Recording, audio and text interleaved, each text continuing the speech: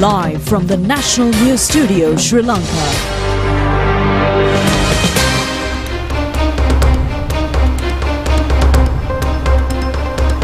A very good evening and welcome to the National News telecast of the most prestigious channel of Sri Lanka. Bringing you the latest from home and across borders, I'm Vibhuda Vijay Bandara. And I'm Kenza Farooq. Now let's take a look at your headlines for tonight.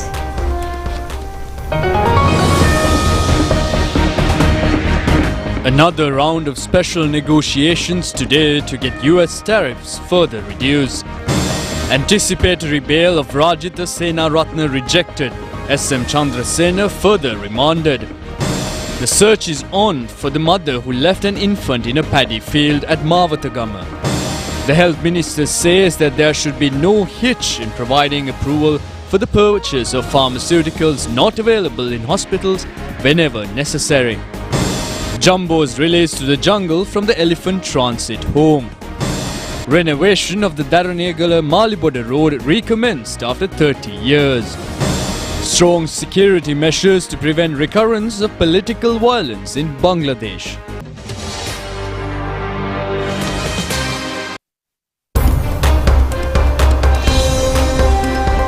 And now for those stories and other news items in detail, starting off with local news.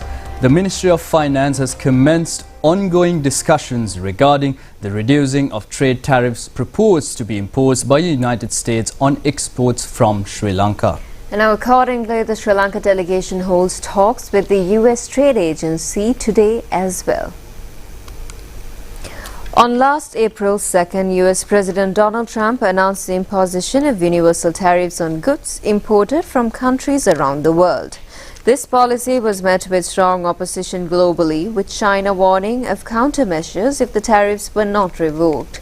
The European Union also pledged united opposition. The US imposed 44% trade tariff. Then the Sri Lankan government started talks with the US Trade Agency under this backdrop. As a result, the trade tariff was reduced up to 30%. The Sri Lankan delegation is now having continuous talks for further deduction of this trade tariff. Accordingly, Secretary to the Ministry of Finance Dr. Harshana Surya Peruma and other officials are scheduled to have talks online with the representatives of the US Trade Agency. Now, the anticipatory bail application filed by former Minister Rajitha Senaratne requesting to be released on anticipatory bail before being taken into custody by the Bribery Commission was rejected today by the Colombo Magistrates Court. The court issued the order after taking into consideration facts presented by the attorneys at law of the petitioners and officials of the Bribery Commission. Assistant Director Sulochana Hettiarache, appearing on behalf of the Bribery Commission, detailed about the case to the court when the petition was taken up for hearing today.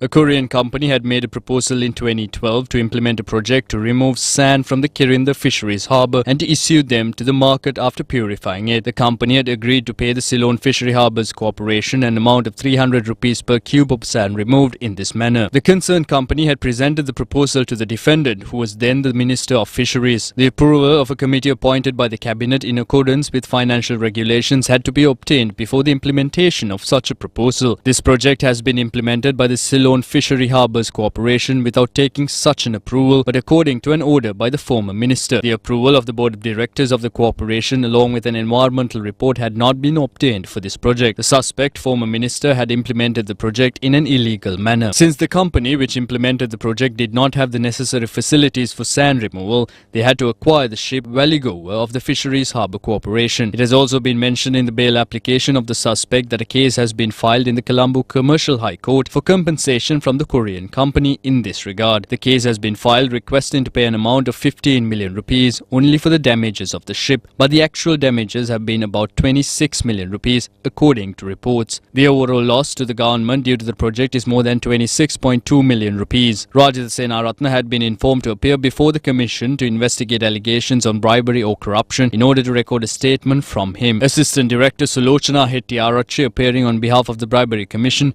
stated that he was unable to attend the Bribery Commission since he was not well. The Magistrates Court ordered the rejection of the anticipatory bail application of Rajitha Senaratne after taking into consideration facts of both sides. Former Minister S. M. Chandrasena has been further remanded until the 1st of next month as per an order issued by the Colombo Magistrates Court today. He has been alleged of committing the offence of corruption by distributing seed paddy purchased at a cost of 25 million rupees to be distributed among farmers of the Anuradhapura district against the legal methodology in order to gain benefit during the presidential election in 2015. The Colombo High Court ordered today to call for further hearing on the 28th of October the case against former Minister Keheliya Rambokwella and 3 other defendants, alleging them of committing the offence of spending money belonging to the Sri Lanka Rupavahini Corporation for political activities. The Bribery Commission had filed the case alleging of causing a loss to the government by purchasing 600 GI pipes for political purposes, spending nearly 1 million rupees belonging to the Sri Lanka Rupavahini Corporation during the presidential election in 2015. The Colombo High Court ordered today to call on the 28th of this month the case against former Minister Chandrani Bandara for further hearing. The Commission to investigate allegations on bribery or corruption had filed 11 allegations under the Anti-Corruption Act against the defendant, former minister. She has been alleged of committing the offence of corruption by influencing the secretary of the ministry and officials in order to provide posts illegally to a group of acquaintances and also to appoint a person for the post of a director without following the proper procedure in the month of January 2019. Now, in more local news, a female infant of 2 days age abandoned at paddy field at Mavathakama area in Kurunegala is now under treatment at the teaching hospital Kurunegala. Search is now on to locate the mother of the infant. Minister Saroja Savitri Paulraj told today during a media briefing that in case the mother accepts the infant, an opportunity will be provided for the same. Minister Saroja Savitri Paulraj said that if the woman was willing to take custody of the child after the biological identification was confirmed, then the ministry was prepared to create the necessary environment for that care.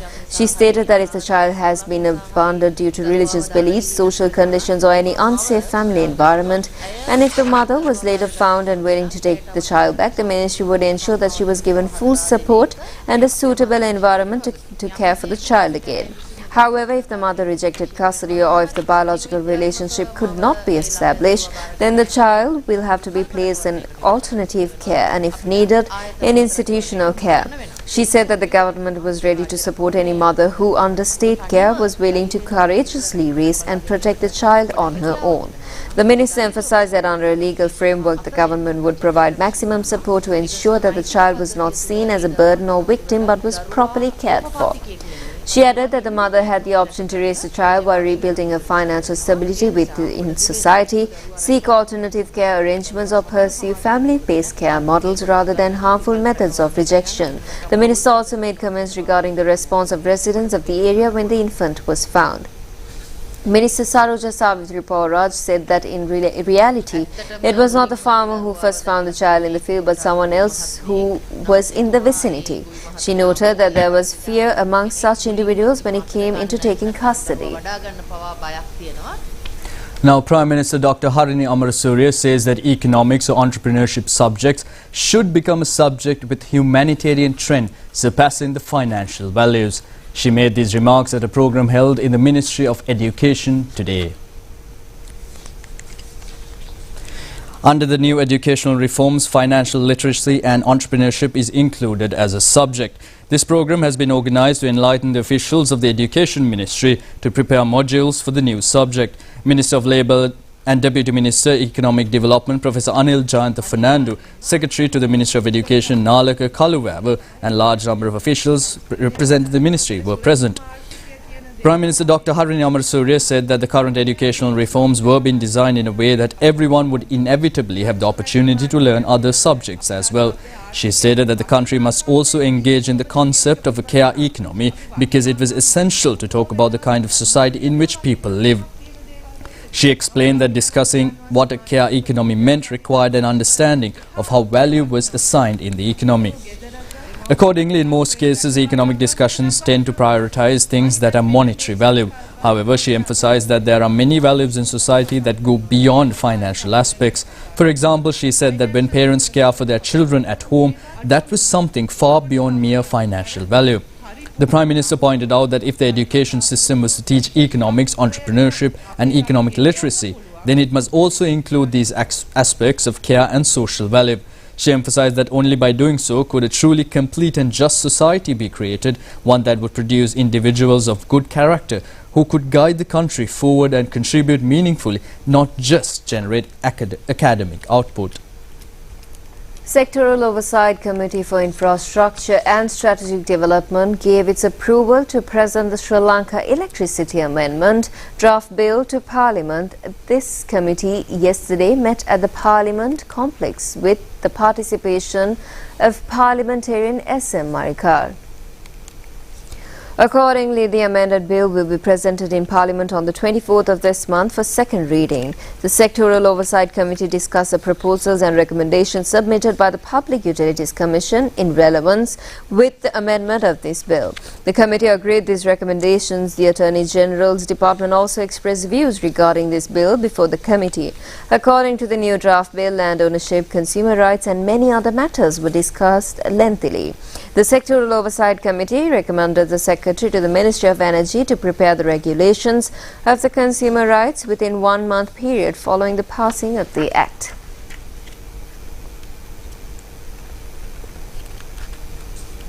Meanwhile, President Anurakumar Dissanayake stated that he will never hesitate to take necessary action for the advancement of national, religious and social development, and that he expects guidance of the Mahasangha in the governance process.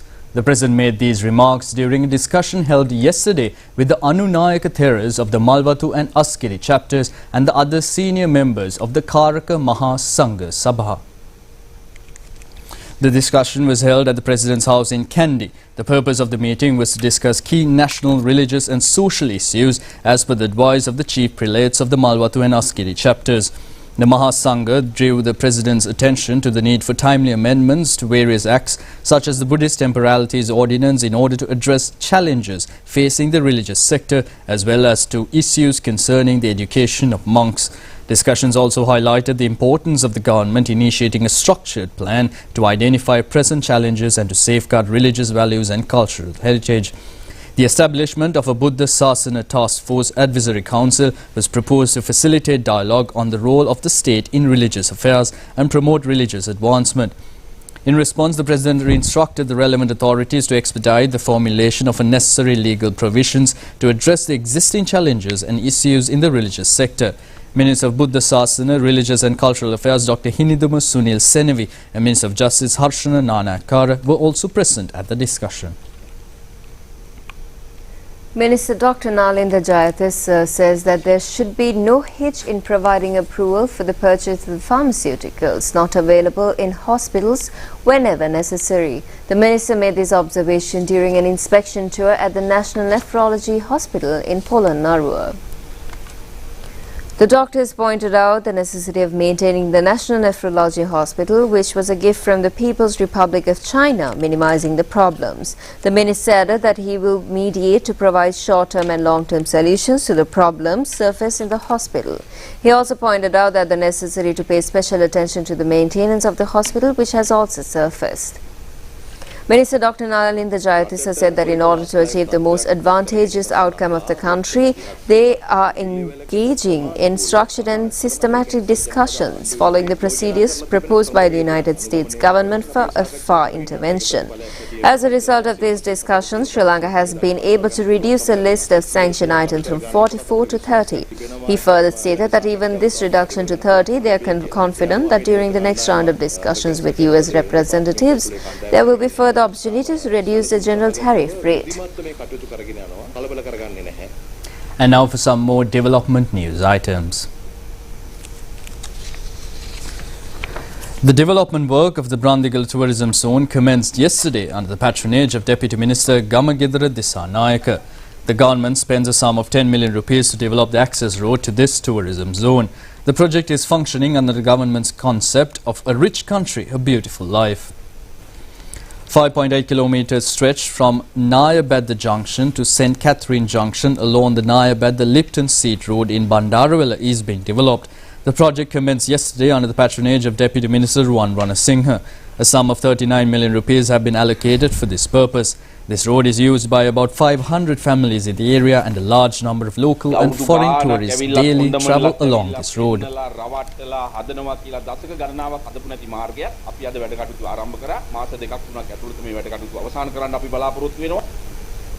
Measures have been taken to develop the Darunegala-Malibodu road after 30 years. The sum of 50 million rupees has been allocated for this project. This road is mainly used by pilgrims who are bound to the Adams Peak.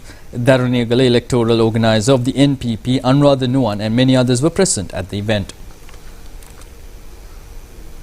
6 elephant calves brought up at Rupavahini Elephant Transit Home were released into the jungle yesterday. Accordingly, 181 elephant calves have been released to the jungle since 1995 until now, which were taken care of the transit home. Rupavahini Elephant Transit Home, located at Ratnapura, Rupavahini Grama Division of Sabaragamuwa Province, was started on the 4th of November 1995. This has been done parallel to the program under the theme "Let Them Return to Their Habitat", organized on the occasion of the World Animal Day, which also fell on the same day. The Rupavahini Elephant Transit Home, which functions under the Wildlife Conservation Department, is the first rehabilitation center of wild elephants established in Asia. The main duty of this center is to provide necessary facilities to elephant calves which were trapped, stranded, fallen into empty wells and due to other accidents, and to release them back into the jungles when they reach the proper age for their purpose. Releasing of elephant calves were conducted time again into Rupavahini, Luhunugambahara, Madruoya and Yala sanctuaries since 1995 until now. The 26th batch of calves were released yesterday after a brief function and chanting of Set Pirit to the 6 calves. Minister of Environment and Wildlife Dr. Dhammika Patabendi and a group of others joined this occasion, which was held at Mauara Reservoir at Rupavahini National Park.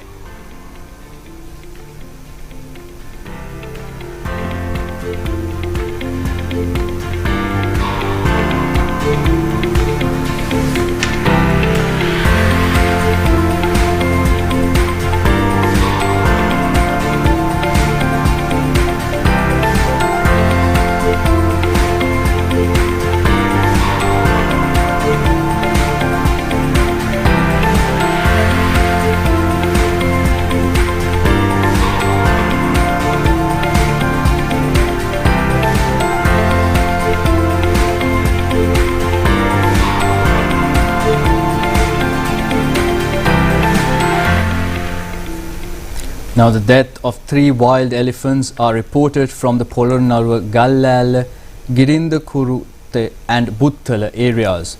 A wild elephant died today early in the morning at Gallala area.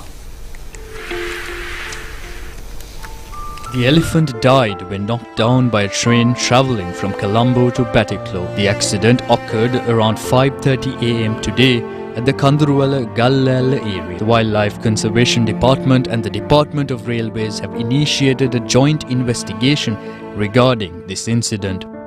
Residents of the area have found a carcass of a wild elephant aged about 35 years, which died near a canal in Girandarukote Water Board. Wildlife officials of Mahayangana initiated investigations, and according to them, gunshot injuries were found all over the body of the jumbo. According to the residents of the area, it has been causing damages to houses and was also affecting the day-to-day lives of them. Investigations are on regarding this incident. Another dead body of an elephant has been located at a plot of cultivated land around Buttala Mahagudayaya area. According to the Buttala police, no certain information has been revealed about the elephant, which is about 20 to 25 years of age. The Director General of the Wildlife Conservation Department, Ranjan Marasinghe, said that an investigation was currently being carried out to determine whether the incident could have been prevented and to assess the practical situation in the location. He stated that when looking at elephant deaths,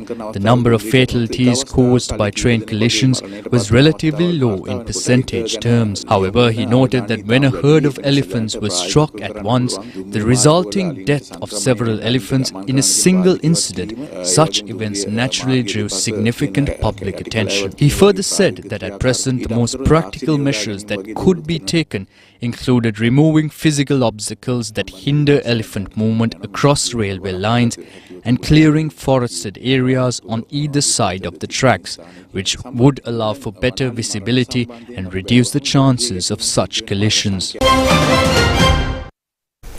More local news waiting for you after the short break.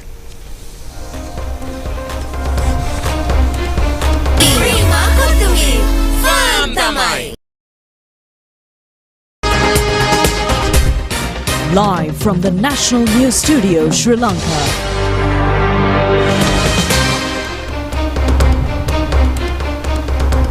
Welcome back. Moving on to more local news, the government has focused special attention on the problems raised in connection with the tea industry in Sri Lanka. A discussion in this regard was held between Secretary to the President Dr. Nandika Sanatkumanayaka and the officials related to tea industry and allied institutions was held at the President's office yesterday. The discussion reviewed the issues that have emerged within Sri Lanka's tea industry. Special attention was paid to improving and exploring new international market opportunities. The challenges faced by tea manufacturers were also discussed, and Dr. Kumanayaka instructed officials to provide constructive solutions to these issues. The importance of implementing various programs for the capacity development of small tea estate owners was also discussed. During this, the necessity of drawing manufacturers' attention to replanting tea was also deliberated. Discussions also covered the future program to be implemented by the Ministry of Plantation and Community Infrastructure regarding tea cultivation, including the establishment of a formal data system and the need for its proper follow-up. Furthermore, the Tea Traders Association urged the government to strictly enforce the law against factories that compromise quality during tea production. The establishment of a platform to improve coordination among tea manufacturers, exporters, small tea estate owners and government officials was also discussed. The President's Secretary stated that the further steps would be taken after discussions within the relevant ministry. This is expected to allow for a detailed investigation of emerging issues in the tea industry and to provide swift and efficient solutions. Among those present at the meeting were President's Senior Additional Secretary Kapila Janaka Bandara and a group of public officials, including ministry secretaries, were present at these discussions. And now for more local news items in brief. A person was injured by a shootout incident occurred close to the Dehiwala railway station. Two unidentified persons have come on a motorcycle and shot at this person and fled away. The shooting occurred at about 11 a.m. this morning. The injured person, who is at the age of 45 years, was admitted to the Colombo South Teaching Hospital. Meanwhile, a fire broke out in a footwear shop in the Hatton town this afternoon. Fire brigade of the Dikkoya Urban Council arrived at the scene and doused the fire.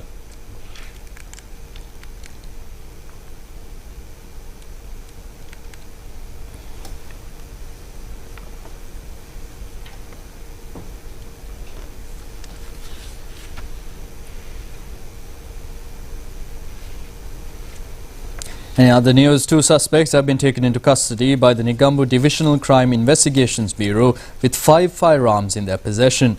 The firearms were hidden in 2 houses at Katiyala, Demahanhandia area in Katana.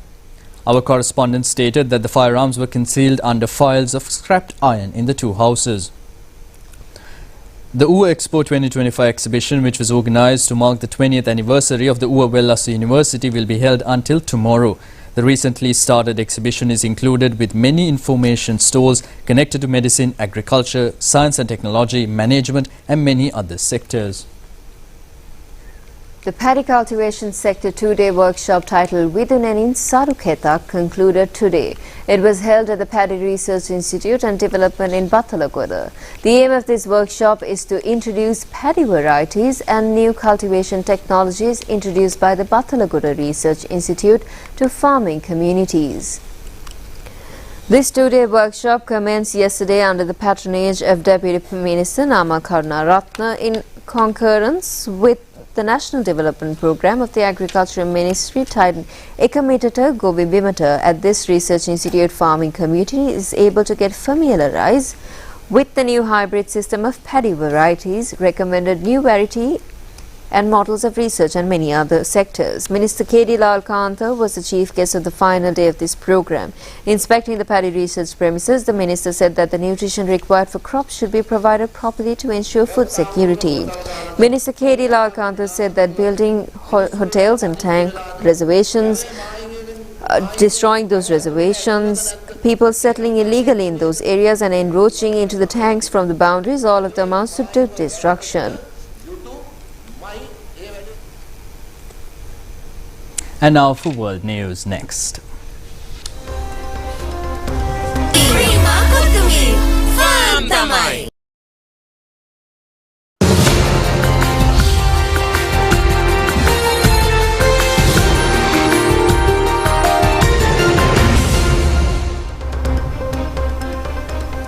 In your international news, authorities in Bangladesh have tightened security measures to prevent a new wave of political violence, media reports said, following unrest that erupted after 4 people were killed in clashes at a rally on Wednesday. 4 people have been killed in clashes between security forces and supporters of ousted former Prime Minister Sheikh Hasina in Bangladesh. More than 50 others are reported to have been injured. Tensions broke out between the two sides on Wednesday when supporters of Sheikh Hasina tried to disrupt a rally organized by the National Citizens Party in the Gopalganj district, where the former Prime Minister's ancestral home and support base are located. The National Citizens Party is a new political party formed by university students that led the unrest that led to the ousting of former Prime Minister Sheikh Hasina last year. However, Bangladesh police have reportedly been deployed to prevent a recurrence of unrest in the country, and security has been beefed up across the country. In more international news, the White House announced yesterday that US President Donald Trump has a medical condition in his veins called chronic venous insufficiency. During a regular news briefing, Press Secretary Caroline Leavitt revealed that Trump had noticed swelling in his legs, prompting a checkup with his doctor, who diagnosed him with the condition. Trump had also been recently photographed with patches of mark up on the back of his hand. The White House had said it unrelated to the vein condition, but is instead bruising as a result of frequent hand shaking. Trump's condition is common, particularly in individuals over the age of 70, said the White House physician, Captain Sean Barbella. Chronic venous insufficiency occurs when leg veins don't allow blood to flow back to the heart, causing it to pool to the lower limbs. Normal blood flow from the legs back up to the heart moves against gravity, which in older people can become a difficult process. The US president, who is already aged 79, has regularly touted his good health and once described himself as the healthiest president that's ever lived.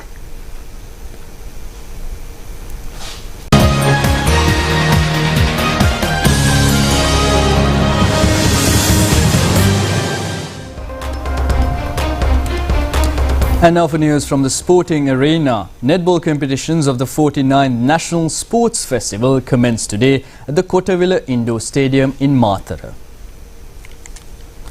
District Secretary of Mathara Chandana Tilakaratna, Assistant Director of the Department of Sports Development Sisira Mallagidra, along with a group of others, attended the inaugural function of this tournament organised by the Department of Sports Development. 9 teams representing 9 provinces are participating in the tournament. It has been a special feature that it includes Gayani Disanayaka, Dulangi Vanni Tilaka, Gayanjali Amarvansha, Tishala Algam, Hasita Mendis, Rashmi Pereira and Chalini Nisha representing the national netball team. The tournament will be held for 3 days from today. And with that, we end today's national news telecast. We'll be meeting you tomorrow same time with the latest from home and across borders. Until then, it's good night. I'm Vibhuti Vijay Bandara along with Kenza Farooq. Good night.